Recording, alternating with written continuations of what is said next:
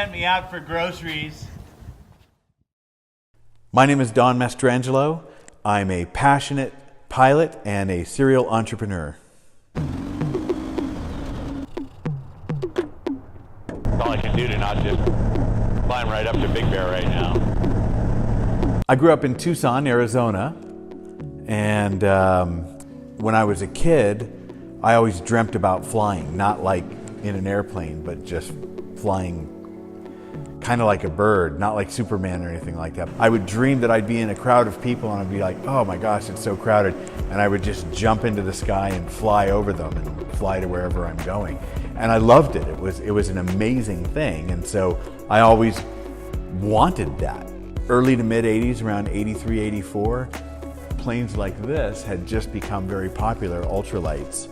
And I saw some articles about them and thought, okay, well, this is what I want to do. It's open, like you're flying, and slow and low. And so I started to pursue that. But I always wanted to fly.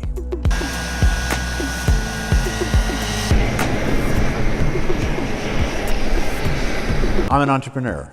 I've had lots of jobs working for companies, but for the most part, I've started lots of different businesses. That's what an entrepreneur is somebody who starts something from nothing, and sometimes it works and sometimes it doesn't, but I'm an entrepreneur.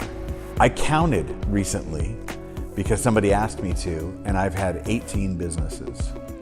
And they vary widely from newspaper publishing, commercial displays, I've had printing businesses, GPS tracking, which is something I did for many years, and many other things I can't even think of right now, but those are a few of the businesses I've been involved in.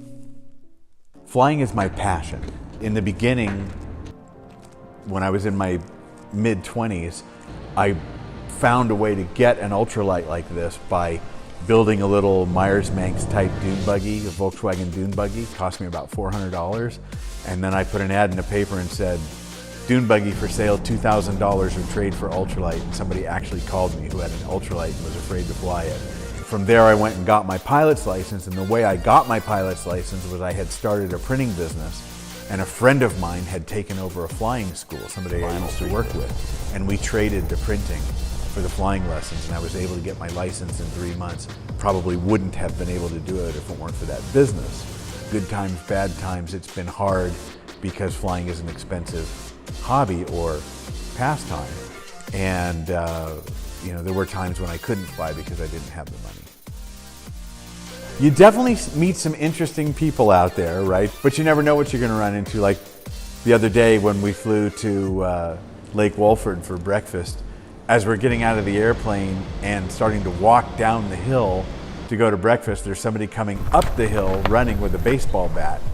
And so you never really know. You better run. So I'm either flying, or if I'm not flying, I'm thinking about flying most of the time. It is my life. Flying, for the most part, is what I think about all the time. And I probably fly now 3 or 4 days out of the week, or at least 3 or 4 times a week. And so it's a tremendous stress reliever for me. It's freedom for me. In fact, my wife will certainly say that if I'm not in a great mood, I probably should go flying. And then my attitude will change.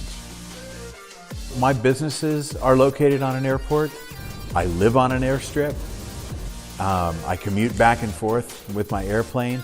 I don't know, I hope that aviation will always be a part of my life, and I hope that I'll have the freedom and ability when I'm older to just hang out at the airport with my flying friends and have a small airplane to fly and continue to just fly all the time. I really hope so.